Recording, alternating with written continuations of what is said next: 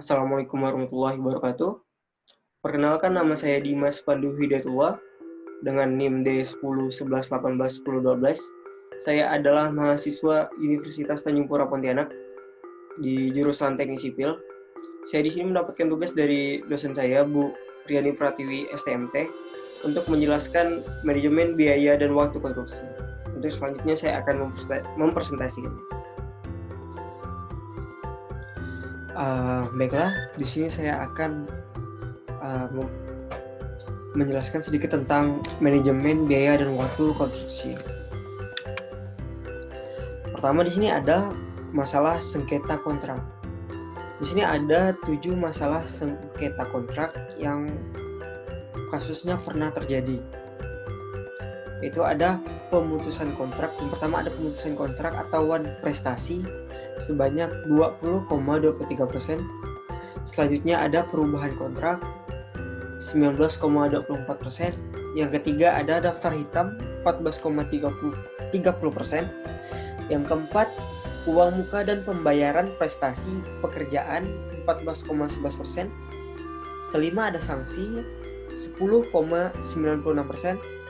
Keenam, ada keadaan kahar atau peristiwa kompensasi sebanyak 10,96%. Dan yang ketujuh ada penyesuaian harga sebanyak 10,17%. Persenan tersebut yaitu kasus yang pernah terjadi, yaitu sebanyak itulah yang kasus pernah terjadi dalam poin-poin tersebut. Selanjutnya ada pihak yang terkait dalam pekerjaan. Tiga pihak-pihak ini sangat berkontribusi dan sangat penting dalam proyek yang akan kita bangun atau proyek tersebut, di mana ada owner sebagai pemilik proyek, terus konsultan sebagai yang tangan kanan seorang owner, kemudian ada kontraktor. Owner ini membayar pekerjaan, konsultan membantu owner memastikan kontraktor itu mampu untuk membangun proyek tersebut. Sedangkan kontraktor menerjemahkan desain yang dibuat dan meramu alat bahan, sumber daya manusia, metode, kondisi lapangan, lingkungan, dan waktu menjadi bangunan. Kemudian apa sih yang diperlukan di owner, konsultan, dan kontraktor? Ini adalah poin-poin tersebut. Owner ada surat keputusan, dokumen kontrak, dan uang. Konsultan ada dokumen kontrak, kewenangan menerima atau menolak pekerjaan dari kontraktor. Kemudian ada kompetensi. Kontraktor ada dokumen kontrak, uang, dan kompetensi. Tiga pihak ini harus selalu update desain dan spesifikasi untuk proyek. Kemudian ada perencanaan umum, pemrograman budget, survei, dan investigasi desain land acquisition. Di mana pertama ada perancangan umum, kemudian ada pemrograman, kemudian penganggaran. Penganggaran ini menghasilkan DIPA dan K. Kemudian adanya survei dan investigasi yang akan menghasilkan data desain dan resiko. Kemudian adanya desain yang akan mendapatkan bahas kelayakan desain. Sebelum adanya PCM, adanya land acquisition. Land acquisition ini contohnya seperti proyek pemerintah, misalnya akan membangun jalan tol, di mana lahan yang akan dipakai adalah lahan milik masyarakat. Nah, di situ lahannya akan diganti rugi. Makanya land acquisition ini bisa ada, bisa tidak dalam suatu proyek. Kemudian ada PCM. Adanya pelaksanaan konstruksi ini menghasilkan PCM dan gambar terbangun. Kemudian ada pengoperasian dan pemeliharaan, mendapatkan data investigasi dan kondisi. Circle inilah yang inilah merupakan circle dalam suatu proyek. Sasarannya ada lingkup, mutu, biaya, dan waktu. Seharusnya desain itu terlebih dahulu sebelum penganggaran. Karena misalnya kita ingin membuat proyek, jika penganggarannya tidak sesuai dengan desain, maka kita memerlukan biaya lebih. Dan hal tersebut jika keuangannya kurang, maka desainnya tidak sesuai dengan apa yang kita harapkan seharusnya. Tetapi sesuai biasanya di lapangan itu penganggarannya dulu baru desain. Itu hal yang salah seharusnya. Seharusnya itu kita desain dulu. Sesudah desain baru kita tahu anggaran yang berapa yang akan kita keluarkan, supaya kita mendapatkan desain yang kita inginkan. Selanjutnya ada ikhtisar penanganan kegiatan atau pekerjaan. Pada tahun temen ini ada tadi rencana umum, penganggaran, perencanaan teknis. Terus kita masuk ke tahun T, masuk ke pelelangan, kemudian adanya tanda tangan kontrak, kemudian melakukan serah terima dan pelelangan sampai serah terima akhir pekerjaan supaya proyek berjalan dengan baik. Supaya tidak terjadinya hambatan, maka diperlukan pengendalian. Makanya dari pelelangan ini sampai serah terima akhir kita memerlukan pengendalian.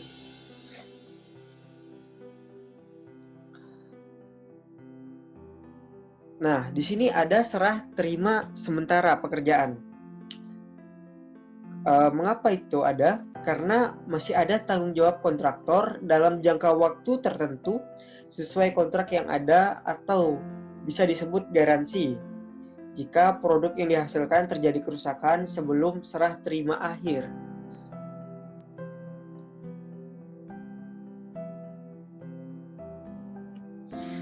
Ada pekerjaan yang masih dikerjakan pada tahun T. Seharusnya pada tahun T-1 ini sudah selesai. Ada beberapa faktor yang menyebabkan hal tersebut, seperti penunjukan konsultan terlambat, lelang gagal, atau dana terlambat cair.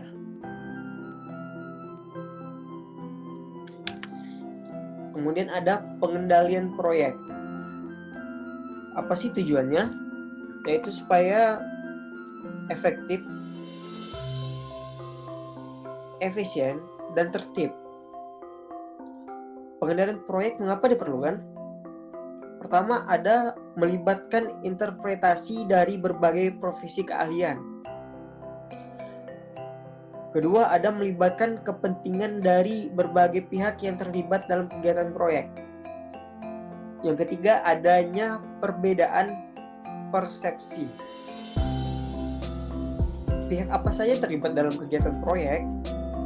Yaitu ada pengguna jasa, penyedia jasa kontraktor, penyedia jasa konsultan, pemasok, subkontraktor, institusi keuangan, institusi pemeriksa, institusi pemerintah terkait, tenaga kerja, dan masyarakat. Kemudian adanya pengendalian manajemen.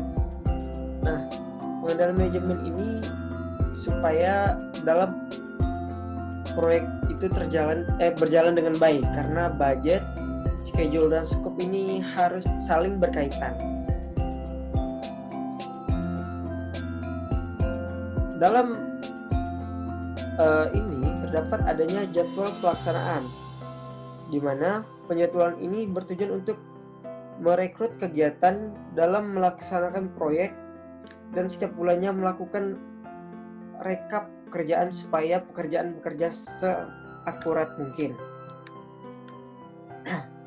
Yang kedua, ada jadwal keuangan. Nah, budget ini juga perlu jadwalnya, karena dibuat sesuai dengan jadwal pelaksanaan untuk mengendalikan jadwal keuangan kita menggunakan kurva S.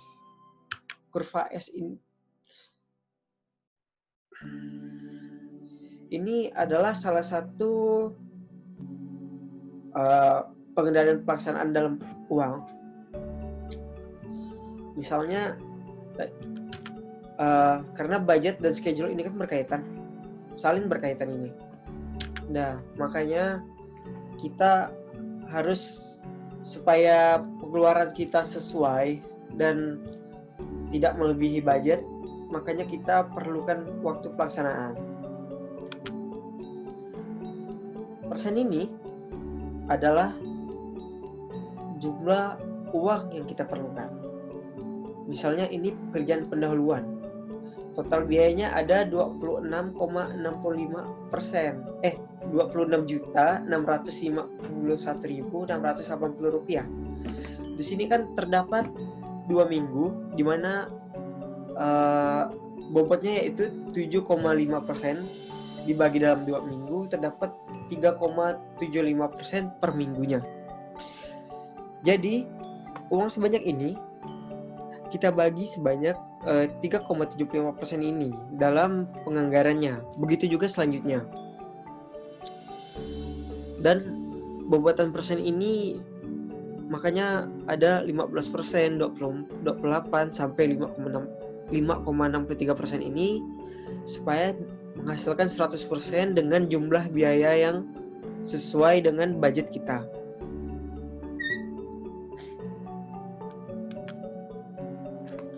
Selanjutnya ada revisi jadwal, di mana ada kemajuan pekerjaan. Penyebabnya ada kemajuan pekerjaan terlalu lambat untuk dapat selesai dalam periode pelaksanaan. Kemudian kemajuan pekerjaan jatuh atau akan jatuh lebih lambat dari program yang sedang berjalan.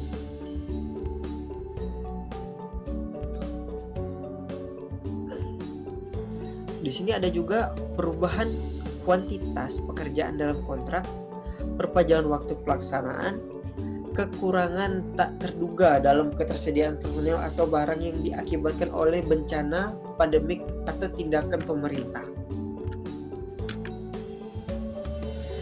Kemudian ada kontrak kritis maksudnya, di mana terdapat beberapa periode. Dalam periode 1 misalnya, rencana 0% sampai 70% dari kontrak. Realisasi fisik terlambat sebanyak lebih dari 10% dari rencana saat itu. Kemudian dalam periode kedua, rencana 70% sampai 100% dari kontrak. Realisasi fisik terlambat lebih dari 5% dari rencana. Terakhir ada rencana 70% sampai 100% dari kontrak. Realisasi fisik terlambat kurang dari 5% dari rencana dan akan melampaui tahun anggaran berjalan. Nah, maka dari itulah kita memerlukan analisa jaringan. Mengapa kita memerlukan analisa jaringan? Analisa jaringan ini sangat bermanfaat karena dapat menganalisa jalur kritis, yaitu kegiatan yang kritis dalam skala waktu penyelesaian proyek secara keseluruhan. Kedua, dapat diketahui dengan pasti kesukaran yang akan timbul jauh sebelum terjadinya sehingga dapat diambil tindakan pencegahan. Yang ketiga, mempunyai kemampuan mengadakan perubahan sumber daya dan memperhatikan efek terhadap waktu selesainya proyek. Yang keempat ada memungkinkan tercapainya penyelenggaraan proyek yang lebih efisien dalam biaya langsung dan penggunaan sumber daya yang optimum. Dan terakhir ada dapat dipergunakan untuk memperkirakan efek-efek dari hasil yang dicapai suatu kegiatan terhadap keseluruhan rencana.